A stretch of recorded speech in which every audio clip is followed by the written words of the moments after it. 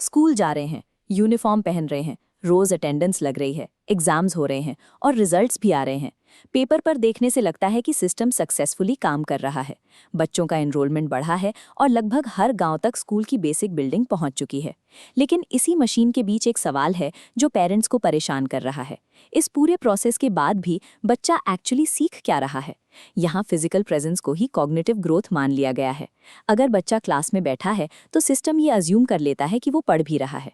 इस सिस्टम के इंसेंटिव्स कुछ इस तरह सेट हैं कि वो अक्सर उन बिहेवियर्स को रिवॉर्ड करते हैं जो रियल लर्निंग से अलग होते हैं। इस स्ट्रक्चर में एक ऐसा सिस्टम तैयार हो गया है जो पेपर डिग्रीज टू प्रोड्यूस कर रहा है, पर साथ ही स्टूडेंट की एक्चुअल कैपेबिलिटी और क्यूरियोसिटी को सेकेंडरी बना देती है।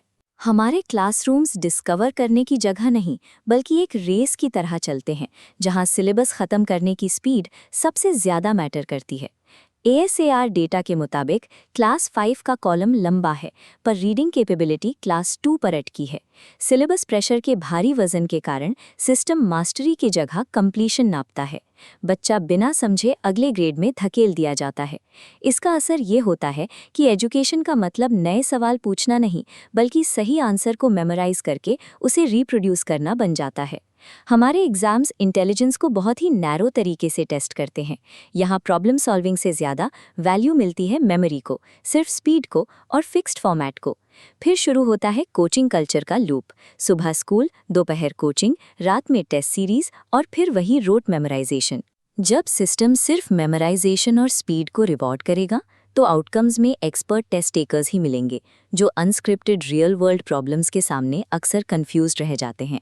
क्लासरूम से बाहर निकलकर अगर पूरी स्टूडेंट जर्नी को देखें तो आगे बढ़ने के रास्ते में कई स्ट्रक्चरल बैरियर्स नजर आते हैं।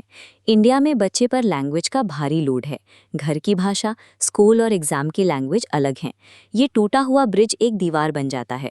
बच्चा कॉन्सेप्ट समझने के बजाय सिर्फ उन्हें ब्लाइंडली कॉपी करने पर मजबूर हो जाता है। ये leaky funnel UDIC plus data को रिप्रेजेंट करता है।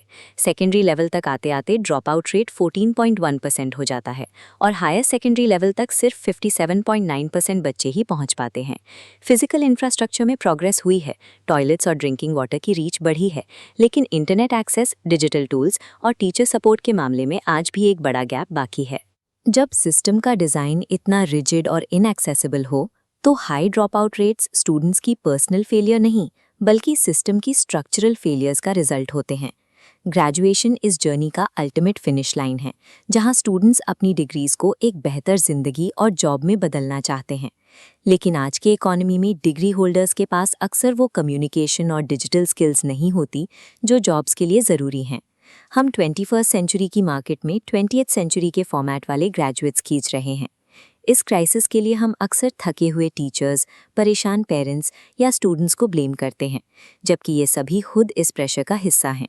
सिस्टम का डिज़ाइन इसीलिए फेल हो रहा है क्योंकि इंसेंटिव्स गलत हैं। मार्क्स और कंप्लायंस को रिवॉर्ड मिलता है, जबकि क्रिटिकल थिंकिंग और कैपेबिलिटी को रिवॉर्ड करने का कोई मैकेनिज्म ही नहीं है। ब्लूप्रिंट बदलने के लिए हमें अर्ली रीडिंग और न्यूमरेसी को डायरेक्ट फोकस में लाना होगा, इंटेलिजेंस को टॉपर फॉर्मेट से अलग करके देखना होगा और टीचर्स को सिलेबस मशीन्स के बजाय प्रोफेशनल्स की तरह ट्रीट करना होगा। जब तक हम मार्क्स से ज़्यादा मास्टरी को और डिग्री से ज़्यादा कैपेबिलिटी को वैल्यू नहीं देते, तब तक इंडिया का एजुकेशन सिस्टम एक फसाद ही बना रहेगा। आपको क्या लगता है, इंडिया के एजुकेशन सिस्टम की सबसे बड़ी प्रॉब्लम क्या है? Marks, coaching culture, language barriers या डिग्री और जॉब के बीच का गैप? कमेंट में बताएं और ऐसे एनालिसिस के लिए चैनल सब्सक्राइब करें।